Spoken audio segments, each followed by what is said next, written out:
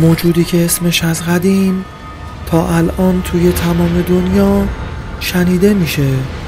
موجودی آخرالزمانی و مخوف که همواره در پرده از ابهام قرار داره. موجودی به نام دجال. اما چیزی که بیشتر مردم نمیدونن اینه که دجال الان هم در بین ما حضور داره، حتی نزدیکتر از چیزی که فکرشو میکنید. و اگه داستان واقعی این موجود رو بشنوی ممکنه که مسیر زندگیت برای همیشه تغییر کنه. اگه بدونی دجال قراره چطوری دنیا رو تسخیر کنه، چطوری تو زندگی روزمره ما مخفی شده و چه سرنوشتی قراره در انتظار کسایی باشه که حقیقت رو نمیبینن، آیا باز هم جرأت داری این ویدیو رو تا آخر ببینی؟ این فقط یک داستان نیست، این یک هشدار واقعیه. اگر که آماده ای با من بیا تا عمق واقعی ترس و وحشت رو در لایه های این حقیقت بهت نشون بدم.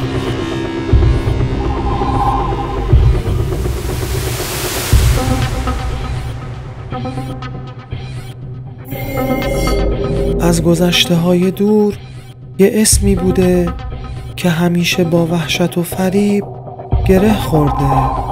دجال، موجودی که گفته میشه وقتی بیاد دیگه هیچ چیزی مثل قبل نخواهد بود.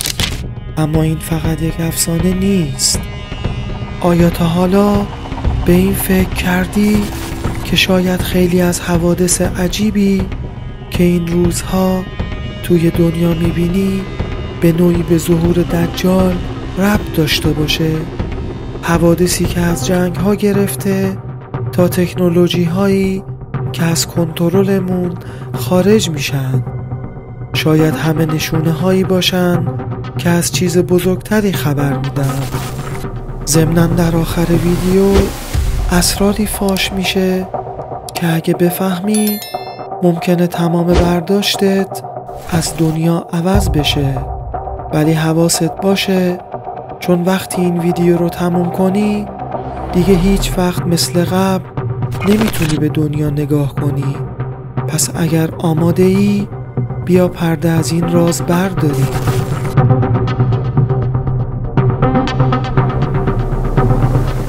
اولین چیزی که باید بدونیم اینه که دجال یک اسم نیست، یک نماده. نماد فریب، نماد قدرتی که میتونه ذهن و قلب آدما رو به بازی بگیره. اما چرا همه ادیان به این موجود اشاره کردن؟ در اسلام دجال به عنوان یک موجود با یک چشم معرفی شده، چشمی که میتونه حقیقت رو از بین ببره و دروغ رو به واقعیت تبدیل کنه. اما این فقط یک بخش از ماجراست. در مسیحیت به دجال آنتی کرایست یا ضد مسیح میگن، کسی که میخواد جایگاه خدا رو بگیره و انسانها رو به تباهی بکشونه. اما در اینجا یک سوال عجیب مطرح میشه که چرا داستان دجال فقط محدود به مذاهب نیست؟ توی فرهنگ‌های باستانی مثل مصر و سومر داستان‌هایی از موجوداتی هست که شباهت زیادی به دجال دارن. شاید دجال خیلی قدیمی تر از هر دینی باشه. شاید این موجود از زمانهای خیلی دور توی سایه ها منتظر بوده. تا حالا فکر کردی چطور دنیا داره به سرعت تغییر میکنه؟ جنگ هایی که تمومی ندارن، تکنولوژی هایی که هر روز هوشمندتر میشن و حتی گاهی از دست ما خارج میشن و فجایعی که مثل دومینو یکی پس از دیگری اتفاق میافتن. یه نظریه ترسناک وجود داره که میگه دجال شاید همین الان هم بین ماست، اما اون یک موجود معمولی نیست. اون ممکنه توی ذهن‌ها و قلب‌ها باشه، توی سیستم‌هایی که ما فکر میکنیم برای راحتی ما ساخته شدن. تصور کن قدرتی باشه که بتونه ذهن تمام انسانها رو کنترل کنه با استفاده از تکنولوژی، رسانه ها و حتی چیزهایی که هر روز ازشون استفاده میکنیم مثل گوشی هامون. آیا ممکنه دجال همین حالا هم داره از این ابزارها برای گمراه کردن ما استفاده میکنه؟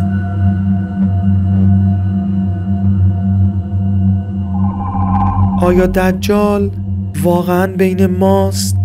نظرتو توی کامنت ها برام بنویس. اگر این موضوع برات جالبه حتما لایک کن و کانال منو دنبال کن. این تازه اولشه. اگه دوست داری در مورد دجال بیشتر بدونی پس با من بمون، چون قرار رازهای بیشتری رو باهات به اشتراک بذارم. اگر تا اینجا از ویدیو خوشتون اومده حتما ویدیو رو لایک کنید و برای دیدن ویدیوهای بیشتر و برای حمایت از سبک مورد علاقتون کانال وحشت ماورا رو سابسکرایب کنید و زنگوله رو بزنید.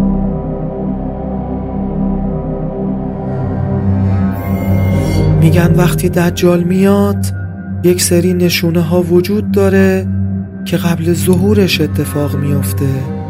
شاید شنیده باشی که یکی از این نشونه ها آشفتگی های توی دنیا و اتفاقات عجیب و غریبه. حالا بذار با هم نگاه کنیم به چیزهایی که این روزها اطرافمون اتفاق میفته. زلزله های بی پایان، طوفان های شدید، بیماری های عجیب و غریب که هیچ کس انتظارشون رو نداره. میدونی عجیب تر چیه؟ این که بعضی ها میگن اینها فقط حوادث طبیعی نیستن. شاید اینها هشدارهایی باشن که ما رو برای چیزی بزرگتر آماده میکنن. و از طرف دیگه موضوع تکنولوژی، فکر کن هوش مصنوعی و ربات هایی که قرار جای ما تصمیم بگیرن. آیا ممکنه اینها هم ابزارهایی باشن که دجال برای گمراه کردن ما ازشون استفاده میکنه؟ اما چیزی که کمتر کسی ازش حرف میزنه داستانهای مردمیه که میگن حضور دجال رو حس کردن. در یک روستای دور افتاده در ایران یک زن ادعا میکنه که یک شب موجودی رو دیده که با یک چشم بهش زل زده. یک سرباز هم توی کشور عراق قسم میخوره زمانی که سر پست نگهبانی بوده موجود یک چشم رو در آسمون دیده که چهره‌ای بسیار ترسناک داشته و از شدت ترس و وحشت نزدیک بوده که سکته کنه و پست نگهبانی رو رها میکنه و فرار میکنه. اینها فقط داستان نیستن، اینها گزارش هاییه که حتی توی اسناد رسمی هم ثبت شدن. آیا اینها توهم بودن یا نشونه هایی از چیزی بزرگتر؟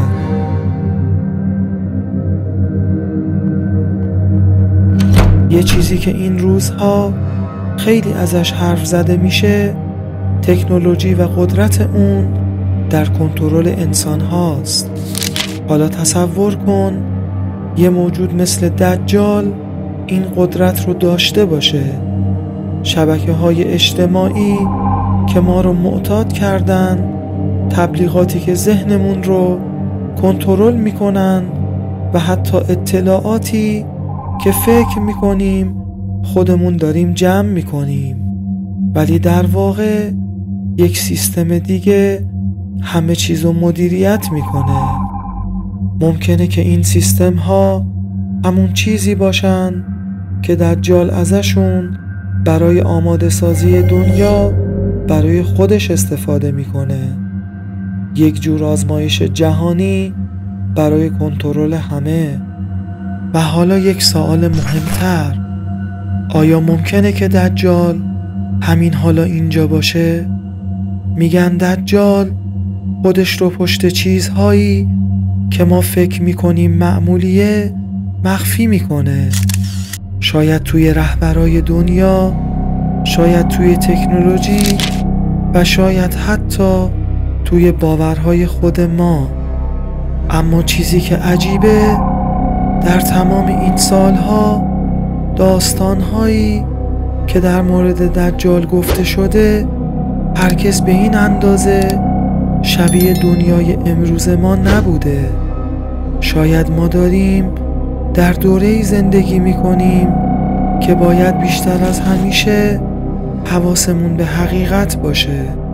تا حالا به این فکر کردی چرا ترس یکی از قوی ترین ابزارها برای کنترل انسان هاست؟ یک نظریه وجود داره که میگه دجال از ترس برای تسلط بر مردم استفاده میکنه.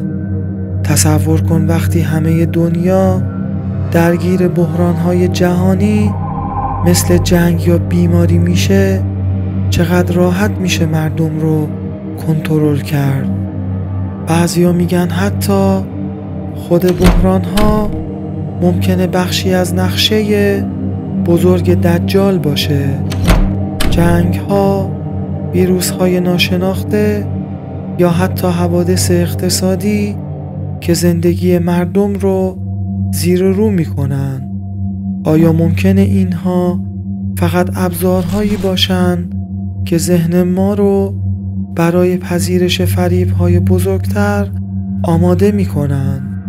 یه پیشگویی عجیب وجود داره که میگه دجال با خودش یک نظم جهانی میاره. میگن وقتی ظهور کنه یک حکومت جهانی درست میکنه که همه چیز رو کنترل میکنه، از اقتصاد و سیاست گرفته تا حتی باورهای مردم. حالا اگه به دنیای امروز نگاه کنیم میبینیم که خیلی از کشورها دارن به سمت یک جور اتحاد جهانی حرکت میکنن. سازمانهای بزرگی که تصمیم گیری برای کل دنیا رو به عهده گرفتن. اما سوال اینجاست، آیا این اتحاد جهانی برای صلح و پیشرفته یا یک قدم به سمت چیزی که دجال برای ما برنامه ریزی کرده؟ میگن وقتی که بیاد دنیا دیگه مثل قبل نخواهد بود. شاید جنگ هایی شروع بشه که هیچ برنده‌ای نداشته باشه. دجال دنیا رو به دو دسته تقسیم میکنه: کسایی که حقیقت رو میبینن و در برابرش مقاومت میکنن و کسایی که تسلیم فریب‌ها و دروغ‌های اون میشن. اما این تقسیم بندی اصلا ساده نیست، چون میگن فریب‌های دجال اونقدر پیچیده و قوی هستن که حتی قوی ترین ایمان‌ها هم ممکنه به لرزه بیفتن. تصور کن همه چیز طوری به نظر برسه که انگار حقیقت پیش چشمته، ولی در واقع همه چیز یک دروغ بزرگه. اما سوال مهمتر اینه، آیا ما برای این لحظه واقعا آماده ایم یا مثل همیشه فقط وقتی دیر شده میفهمیم که چی داره اتفاق میفته؟ اما سوالی که همیشه ذهن آدم ها رو مشغول کرده این موضوع، وقتی که دجال ظهور کنه آیا دنیا به پایان میرسه یا شاید این فقط آغاز یک دوره جدیده؟ بعضیا میگن ظهور دجال مقدمه‌ای برای ظهور منجی نهایی و برقراری عدالت جهانه. اما چیزی که مشخصه اینه که ظهور دجال یک آزمون بزرگ برای همه انسان هاست. آزمونی که توش تنها چیزی که میتونه نجاتت بده شناخت حقیقت و مقاومت در برابر فریب هاست.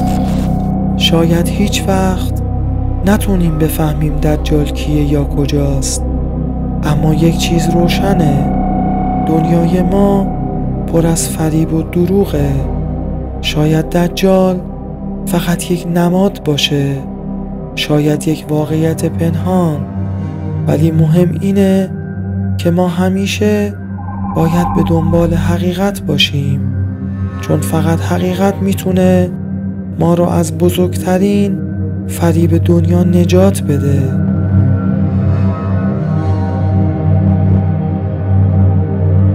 حتما توی کامنت ها نظر خودتون رو برام بنویسید. اگه از این ویدیو خوشتون اومده کانال رو سابسکرایب کنید و زنگوله رو بزنید. ما قراره توی ویدیوهای آینده به ماجراهایی حتی عجیبتر از این بپردازیم، داستانهایی که ممکنه حقیقت دنیا رو برای همیشه توی ذهن ما تغییر بدن. در ضمن اگر خوشتون اومد حتما ویدیو رو لایک کنید. وقتی از شما نمیگیره اما به من خیلی انرژی میده. یادتون باشه همیشه چیزهایی در تاریکی وجود داره که ما نمیبینیم، اما اونها همیشه حواسشون به ما هست. مرسی که تا اینجا با من بودید. تا ویدیو بعدی مراقب باشید و مثل همیشه شبها حتما درها رو قفل کنید.